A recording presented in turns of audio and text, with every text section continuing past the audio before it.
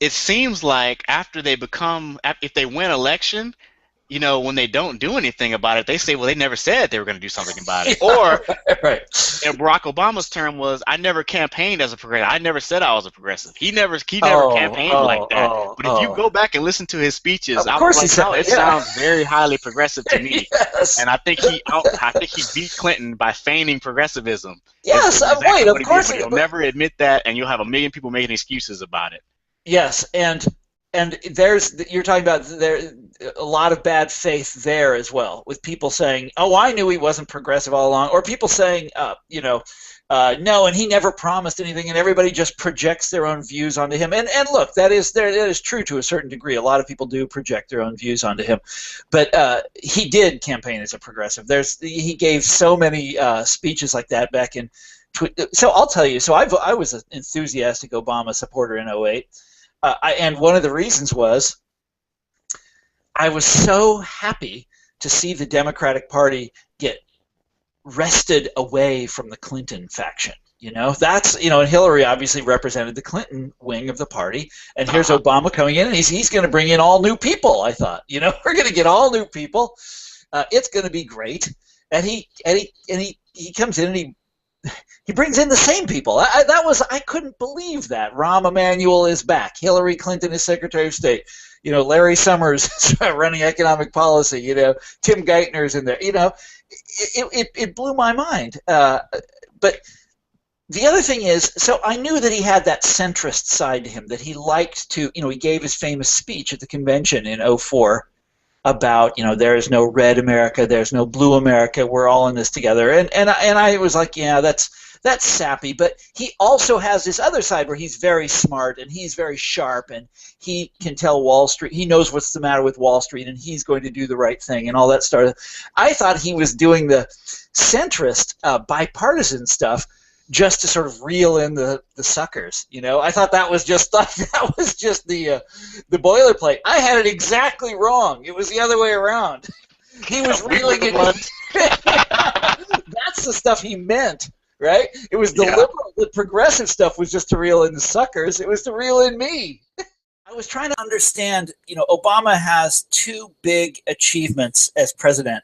Let's put the stimulus aside, which was his third big achievement. But the two big achievements, Obamacare and Dodd-Frank, and they have something in common. I mean, they have a lot of things in common, but the thing that's most striking when you look at it is the complexity of these things. They're enormous pieces of legislation that almost nobody understands. Dodd-Frank, for example, is still, to this day, it's not completely written. We'll talk about that in a minute. But this is a kind of motif of Obama's presidency, is this embracing complexity, unnecessary complexity. Like setting up a national healthcare system didn't have to be massively, massively complex. Re-regulating Wall Street could have been done in a very, very simple manner. You didn't have to do this. Dodd-Frank is now 20,000 pages, and it grows every day, as they add more loopholes to it and more exceptions and clarify the new rules and all this. It goes on and on and on. These are pieces of legislation that nobody can understand. And what you finally get is that the Obama people view complexity as a positive good. This is a feature. This is not a bug. This is a feature. And I was thinking about this when, one of the things about his presidency, Obama's presidency, that has really annoyed me is their failure to prosecute anybody on Wall Street for all the stuff that went on during the last decade, during the housing bubble, this kind of insane epidemic of fraud. And I was talking to, and they've said why they don't prosecute so many times. Like it's what the Wall Street people were doing was so sophisticated we couldn't understand it. It's so complex. It's financial rocket science. I was talking to a friend of mine who's an old school bank regulator.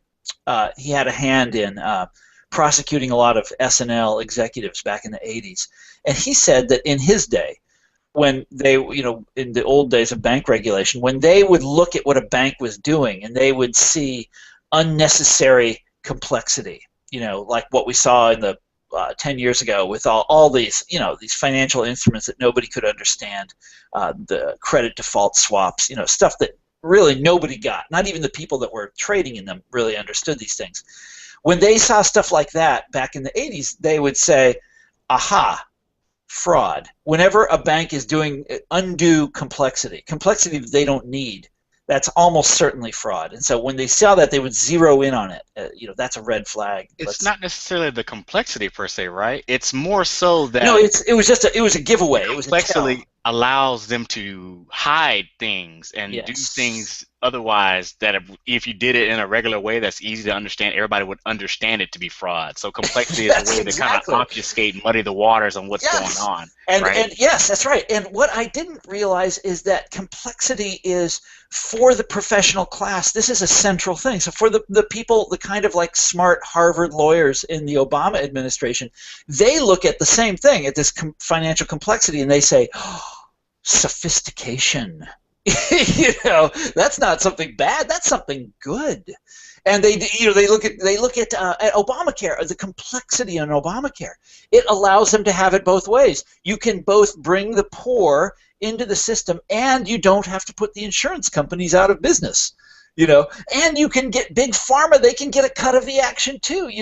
And but they love this. They love these solutions that nobody can understand. Okay, I talk too much. No, I think that is. I mean, you're hitting we are almost one mind on this thing.